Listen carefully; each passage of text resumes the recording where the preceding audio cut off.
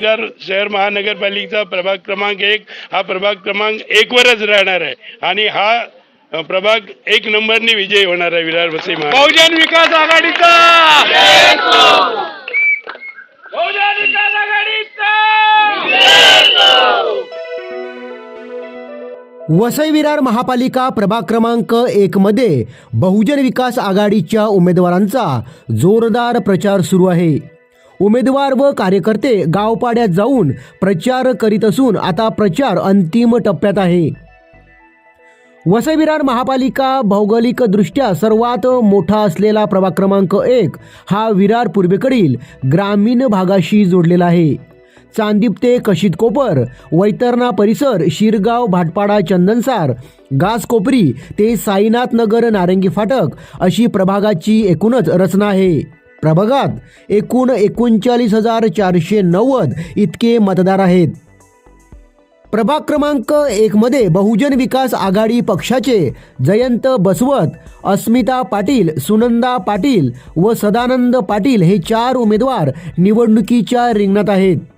प्रभागातील प्रचारात बहुजन विकास आघाडीचे आजी माजी पदाधिकारी, कार्यकर्ते, महिला वर्ग सहभागी होत गावपाड्यात जाऊन केलेल्या विकास कामांना जनतेपर्यंत पोहोचवित आहेत. प्रचारासाठी रिक्षा चालकही रिक्षा घेऊन सहभागी झाले होते. रिक्षा चालकांनी गावोगावी रॅली काढली. यावेळी प्रचारादरम्यान बोलताना वैतरणा विभागाचे बहुजन विकास आघाडीचे ज्येष्ठ नेते DK पाटील यांनी प्रभाग क्रमांक 1 मधील ग्रामीण भागात कॉन्क्रीटचे रस्ते, रस्त्याला वीज व्यवस्था, घरोघरी पाणी, अंतर्गत रस्ते, आरोग्य केंद्र अशी बरीच विकास कामे पूर्णत्वास नेली असून बहुजन विकास आघाडीचे अध्यक्ष हितेंद्र ठाकूर यांच्या विकासाच्या धोरणावर 4ही उमेदवार भरघोस मतांनी निवडून येतील असे सांगितले. काय म्हणाले उमेदवार व पदाधिकारी आता पाहूया. महायुतीचे उमेदवार रस्ते, पाणी, वीज या मुद्द्यावरती मैदानात उतरले असल्याचे त्यांनी म्हटलं आहे. खरोखरच ही कामं झाली आहेत का प्रभाग क्रमांक 1 मध्ये? याचा अर्थ जे उमेदवार उभे आहेत त्यांनाच माहिती नाही विकासाची कामं इथे आहेत काय. आमच्याकडे रस्ते कॉन्क्रीटचे झालेले आहेत, पाणी घरोघरी गेलेलं आहे, स्ट्रीट लाईट घरोघरी आहे आणि त्याच्याचबरोबर आरोग्य सुविधासाठी आपण आरोग्यवर्धिनी प्रत्येक गावात आहे. त्यामुळे मुद्देच माहीत नसताना ते निवडणूक लढतात. खरं म्हणजे आश्चर्य आहे या गोष्टीचं. कुठली विकास कामं बहुजन विकास आघाडीच्या माध्यमातून वैतरणा विभागात झालेली आहेत? वैतरणा विभागात आतापर्यंत पहिला सगळ्यात मोठा प्रश्न म्हणजे शिक्षण. तिथे शिक्षण नव्हती. शिक्षणाची व्यवस्था गेली 25-26 वर्षापासून आम्ही केलेली आहे.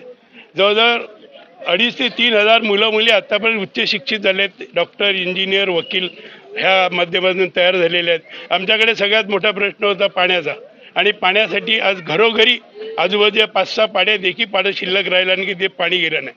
आणि सगळ्यात मोठा एक मुद्दा होता आमच्याकडे नेहमी इलेक्शनमध्ये तो रस्ता. आमचे रस्ते कॉन्क्रीटचे झालेले आहेत. मला वाटतं शहरातल्या रस्त्यांना लाजवतील याहीपेक्षा चांगले रस्ते आम्ही वैतरणा परिसरात आणि वार्ड क्रमांक 1 मध्ये केलेले आहेत. त्याचबरोबर आरोग्याच्या सुविधा आहेत.